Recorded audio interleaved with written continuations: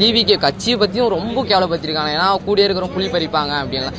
நீங்கள் அவர் ஏன் இவ்வளோ அடிக்கிறீங்க தான் கேட்குறேன். கரூர் சம்பவத்தில் அடிக்கிறீங்க, ஜனநாயகன் படத்தில் அடிக்கிறீங்க, இப்போ படத்தை கூட்டிட்டு வந்து படத்துல வச்சு அடிக்கிறீங்க.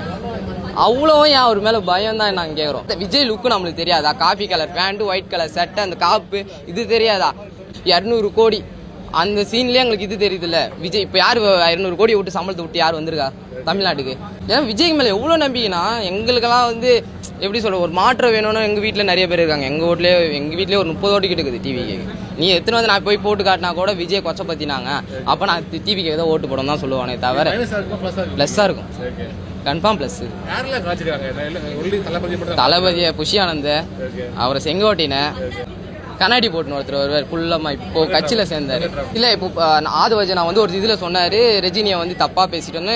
ரஜினி அங்கிருந்து அச்சாரு ஒரு மெசேஜ் ஒன்று அச்சாரு. இப்போ இதுக்கு அடிக்க சொல்லுங்க. ஏன்னா இதுலயே அப்படியே சொல்லி வச்சிருக்காங்க, நான் வந்து அரசியலுக்கு வரல, நான் வந்து அமெரிக்காவே போறேன். அப்போ போட சொல்லுங்க. இப்போ போஸ்டர்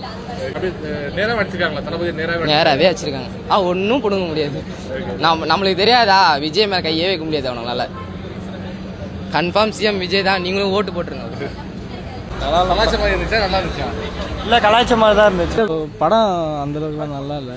அதாவது விஜய் ரொம்ப தாக்கி எடுத்துருக்காங்க.